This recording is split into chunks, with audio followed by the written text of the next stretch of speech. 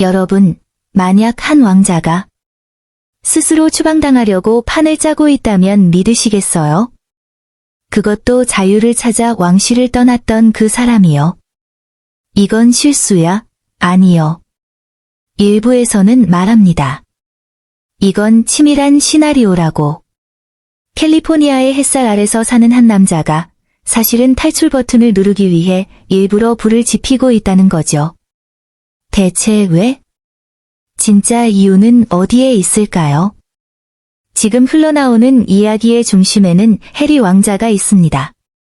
공식적으로는 미국에 거주 중인 전직 왕실 고위 인사. 하지만 내부 소식통들은 완전히 다른 그림을 그리고 있어요. 이건 단순한 정치적 발언 실수도 순진한 판단착오도 아니라는 겁니다. 오히려 골든 케이지, 그러니까 겉은 화려하지만 속은 답답한 삶에서 빠져나오기 위한 고위험 전략이라는 거죠. 체스판은 미국 정치판입니다. 그리고 첫 수는 도널드 트럼프를 향한 공개적인 발언. 왕실의 기본 원칙은 정치적 중립이죠. 엘리자베스 2세가 70년 동안 철저히 지켜온 그 룰, 그런데 미국 땅에서 아직 비자 문제로 완전히 자유롭다고 보기 어려운 상황에서 전직 대통령을 정면으로 비판했다. 이건 가볍게 넘길 일이 아니에요. 여기서 한 가지가 떠오릅니다. 혹시 일부러 그런 걸까요? 미국 보수 싱크탱크인 헤리티지 재단은 해리의 비자 신청서를 공개하라고 계속 압박해왔습니다. 그의 회고록 스페어에서 과거 약물 사용을 공개적으로 인정한 부분이 이민법상 문제가 될 수 있다는 이유죠. 미국 이민 국적법에 따르면 특정 약물 사용 고백은 입국 거부나 추방 사유가 될 수도 있습니다. 지금까지는 조심스러운 침묵이 이어졌어요. 그런데 공개적 도발. 정치적으로 민감한 시점에 굳이 기름을 붓는 선택. 왕실 역사학자들과 헌법 전문가들은 위험하다고 말합니다. 하지만 일부 분석가들은 속삭입니다. 위험해서가 아니라 그래서 한 거 아닐까? 가설은 이렇습니다. 만약 트럼프가 재집권하고 행정부가 해리의 비자 문제를 다시 들여다본다면? 그리고 최악의 경우 추방 절차가 시작된다면? 그때 그는 뭐라고 말할 수 있을까요? 내가 떠나는 게 아니야. 그들이 나를 쫓아내는 거야. 완벽한 명분. 자발적 귀국이 아니라 정치적 희생자 서사. 이건 단순히 나라를 떠나는 문제가 아니라 삶을 떠나는 문제일지도 모릅니다. 몬테시토이 대저택. 겉으로는 꿈같은 캘리포니아 라이프. 하지만 최근 보도는 전혀 다른 분위기를 전합니다. 한때 아파치 헬리콥터 조종사였고 군 복무를 자랑스럽게 여겼고 왕실 행사에서 가장 대중적인 인물이었던 그가 지금은 뚜렷한 역할 없이 집에 머무는 시간이 대부분이라는 거죠. 메건은 헐리우드 인맥을 넓히며 활발히 움직이지만 해리의 오랜 친구들, 이튼 동창들, 군 시절 전우들과는 거의 단절됐다는 이야기까지 나옵니다. 그의 미국 내 가장 가까운 친구로 언급되는 사람은 폴로 선수 나초 피게라스 정도. 나머지는 대부분 메건이 네트워크. 이게 단순한 사회적 고립일까요? 아니면 정체성의 붕괴일까요? 한 소식통은 이렇게 말했습니다. 해리는 지금 미국에서 사실상 아무것도 하지 않고 있다. 물론 이 말이 과장일 수도 있죠. 하지만 이미지라는 건 무섭습니다.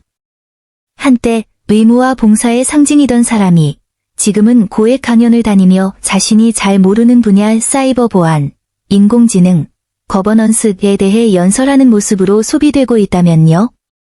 사람들은 묻습니다. 이게 그가 원했던 자유야?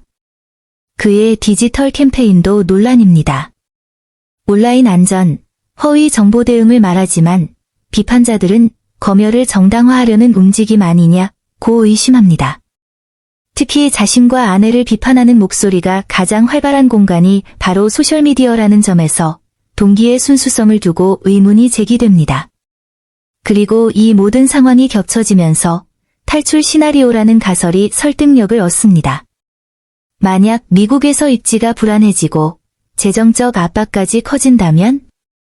한때 제안했다가 거절당한 하프인, 하프아웃, 반은 왕실, 반은 자유인 모델을 다시 시도해볼 유혹이 생기지 않을까요? 하지만 현실은 그렇게 간단하지 않습니다.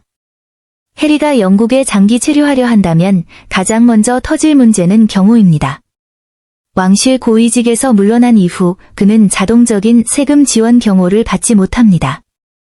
이미 영국 내무부와 법적 다툼 중이죠. 만약 그가 자주 영국을 오가며 부분 복귀 같은 형태를 원한다면 결국 누가 비용을 부담하느냐는 질문이 나옵니다. 영국 납세자들? 여론은 예전 같지 않습니다. 이 지점에서 윌리엄의 입장은 더 복잡해집니다. 그는 지금 안에 캐서린의 건강 문제를 지켜보며 암 치료 중인 아버지를 대신해 왕실 일정을 소화하고 있습니다. 사실상 왕실의 중심축이 된 상황이죠. 그런 와중에 동생이 정치적 논란을 안고 돌아온다면? 이미 스페어와 오프라 인터뷰로 상처 입은 신뢰가 회복되기도 전에 또 다른 혼란이 시작됩니다. 여기에 앤드루 왕자 문제까지 겹칩니다.